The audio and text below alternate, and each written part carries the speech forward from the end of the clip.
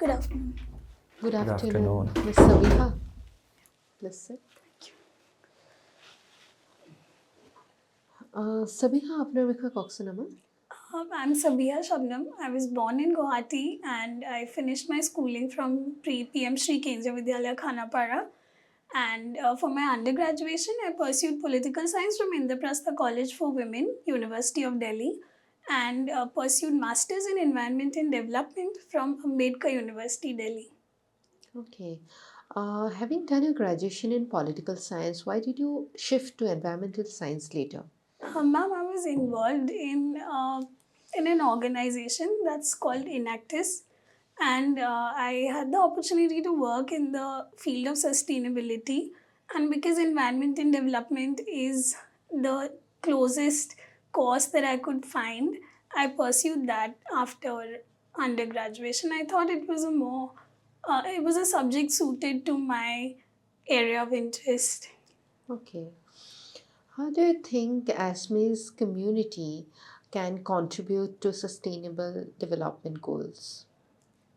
Ma'am, I think traditionally Assamese societies have evolved as extremely sustainable societies in terms of our lifestyle choices, in terms of the practices of agriculture or even household management is rooted in principles of sustainability. And because of that, I think we have an example.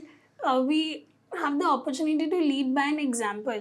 But because our societies have not publicized our approach to lifestyle or sustainable development, I think it is not well known. But we have a lot to teach by means of example. Okay. Can you tell us about the experience that you had? Brief experience, I guess. In college, I was working in an actress where we used to work in projects that integrated people, planet, and profit. So, marginalized communities were given entrepreneurial opportunities that were also sustainable friendly. So, to empower them and meaningfully also incorporate environmental development goals, we used to design projects for them. Okay. What was the approach when it comes to livelihood opportunities for the marginalized people? So we used to do a pilot of the community and understand their everyday practices.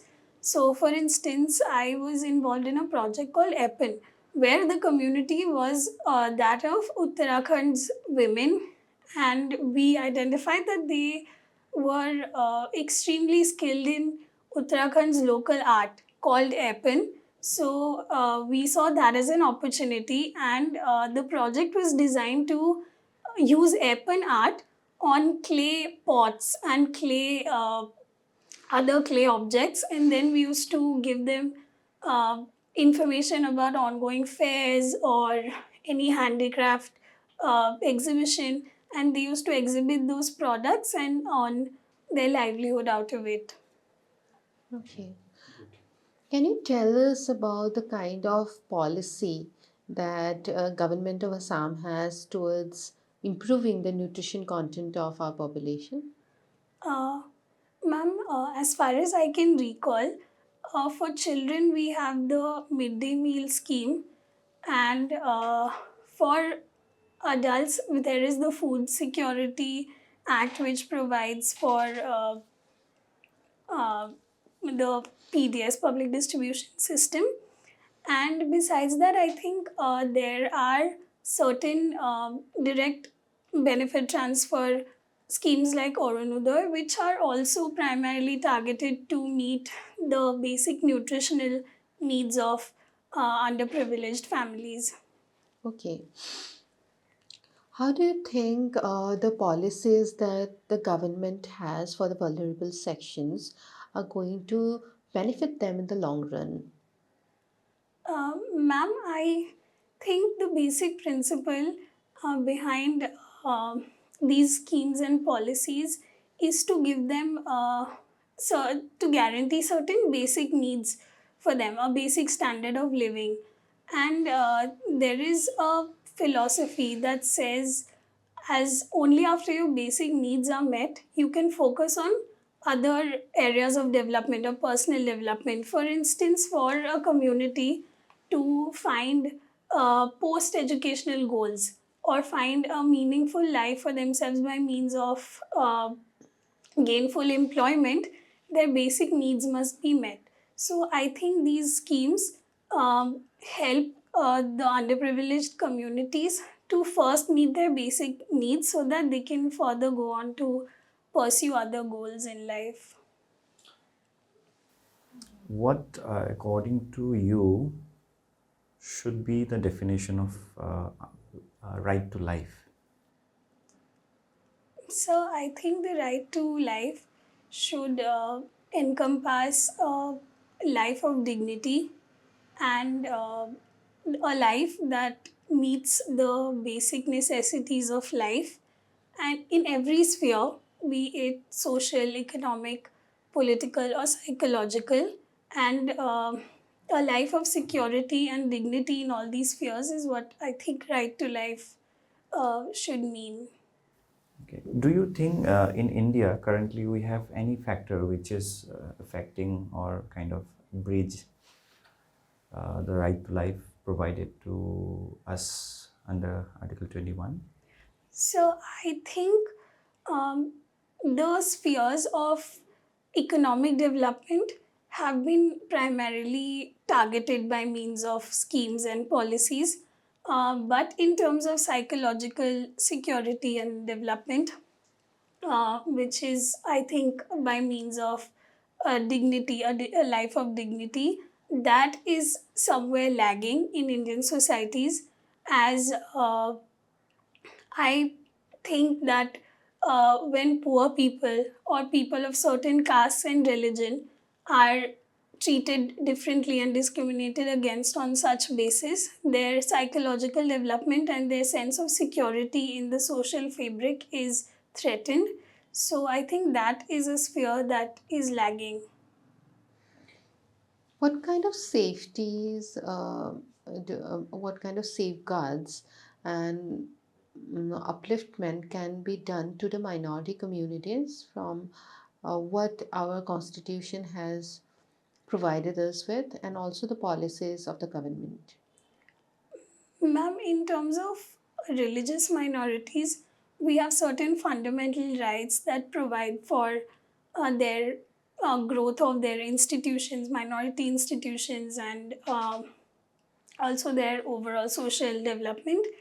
And besides that, I think other linguistic minorities or any such minorities are also safeguarded constitutionally.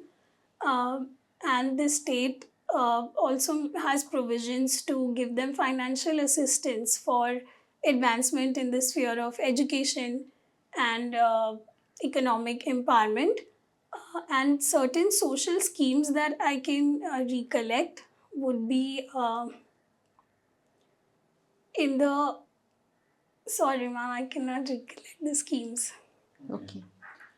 Since the government is trying to harness the concept that we frequently hear, demographic dividend, can you tell us what are the major challenges when it comes to maximizing benefits?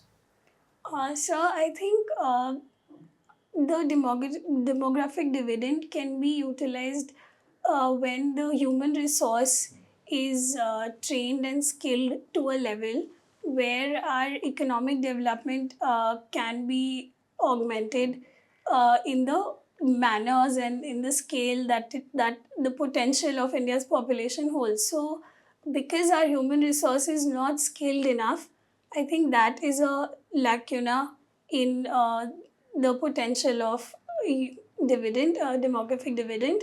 And so, besides that, I think India is still reeling with certain challenges in terms of healthcare, in terms of basic financial safety nets. So, which is why I think addressing certain social uh, shortfalls in Indian society should precede the tapping of the demographic dividend in India.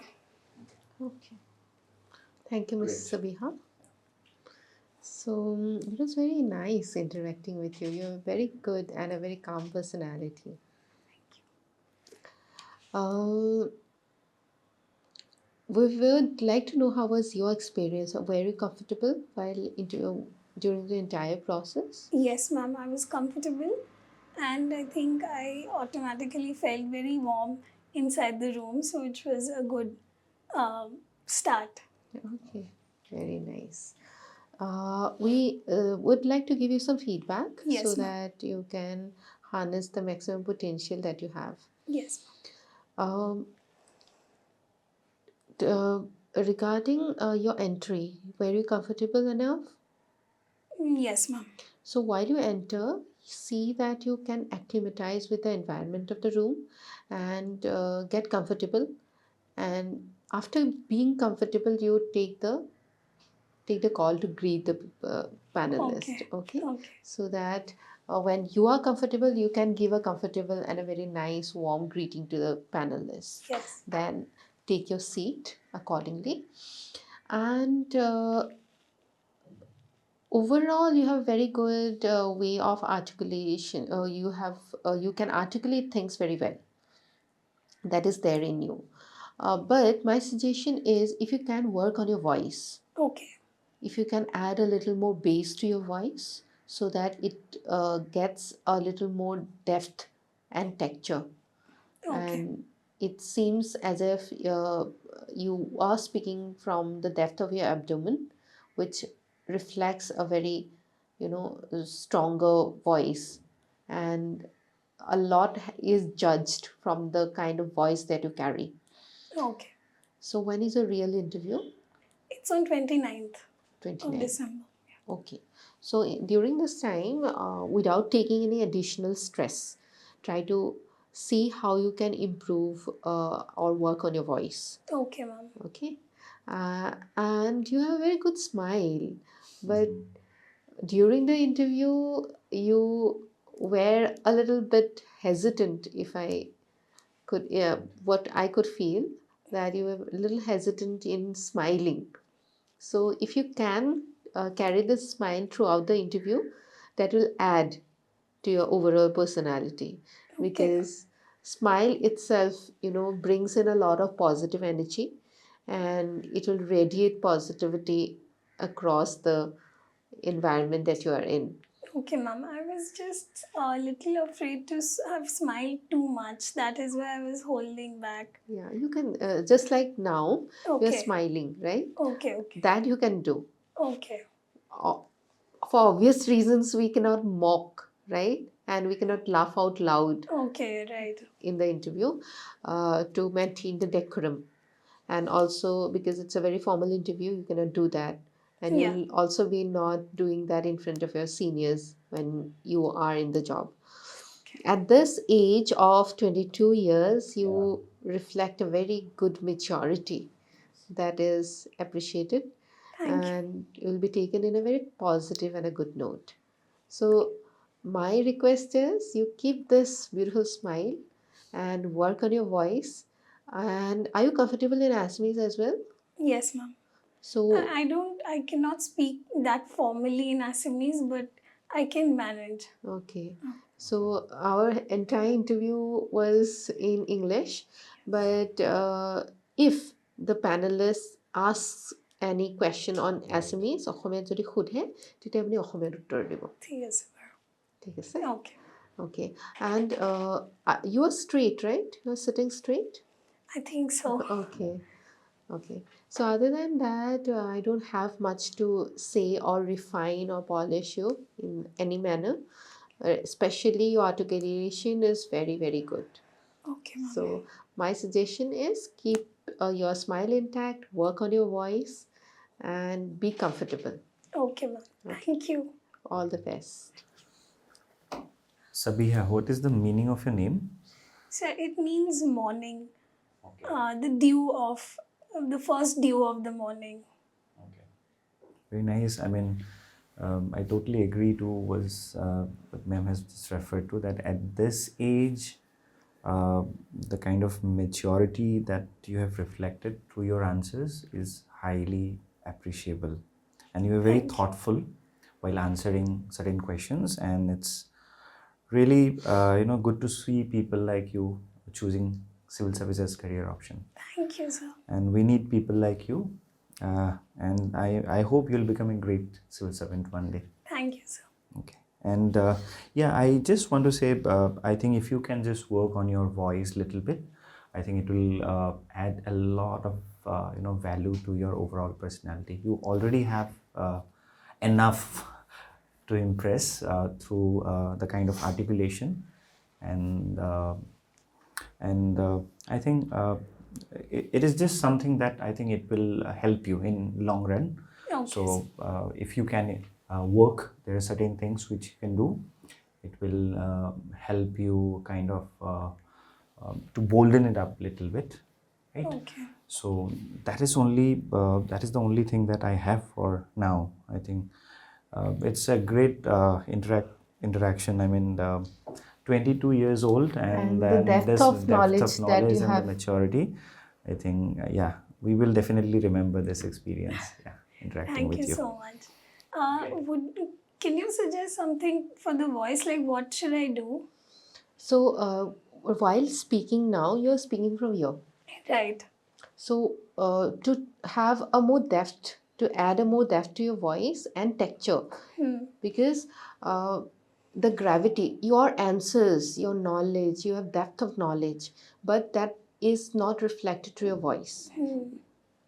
To be a little bit more informal, a very childish tone, okay, childlike tone. Okay. So I would request you, so that because you are becoming, what I suppose, you are becoming a civil servant. I mean, it could be this time itself. So when you will be addressing the people, the public, or a meeting, so your depth, the depth of your voice will work a great deal in expressing your thoughts and how people perceive you. Right. Okay, so the more depth your voice has and the clarity, the better you are taken, the perception that you can build through your voice. So what you can do is you can watch a little bit of YouTube videos. There are a lot of YouTube videos that suggest how to bring out your voice from your abdomen. Okay. Certain exercises are also there. So You can also read blog post on it. Okay. And this is again a skill which can be developed. It's not Yes. that we are born with a certain voice and we cannot work on Yes. it. We can work on it if we know how to exercise. Okay. Okay. Okay. So my suggestion is you watch, you Okay. take this particular information that you have to work on your voice, Right. and then your brain will conspire to do that for you. yeah. Yes. Definitely, there are certain limitations naturally. Okay. Yeah, you are gifted with a voice, but whatever you can. Okay. Our suggestion is that if you are conscious about the fact that you need to work on your voice, I think you will get the way Yes. forward. Okay. So that is something that we want to convey. Okay. I think over in I don't think there is anything else. I think Yeah, we the can board will recommend. love Yeah. you. Yeah. The board is going to appreciate you. Yeah, you were very empathetic also Yeah. at the same time. I mean, about when you were talking about your experience, so we could feel that you were very kind of totally engaged with the kind of experience that you had, the work that you did. So that's very nice. That's one of the qualities that anyone can look forward to from a civil servant. Okay, so you already have everything in the package. So we wish you all the best from our side. And, Thank you so much. We hope that this was helpful. It was very helpful. Thank you. Okay, Okay. all the best. All the best. Thank you.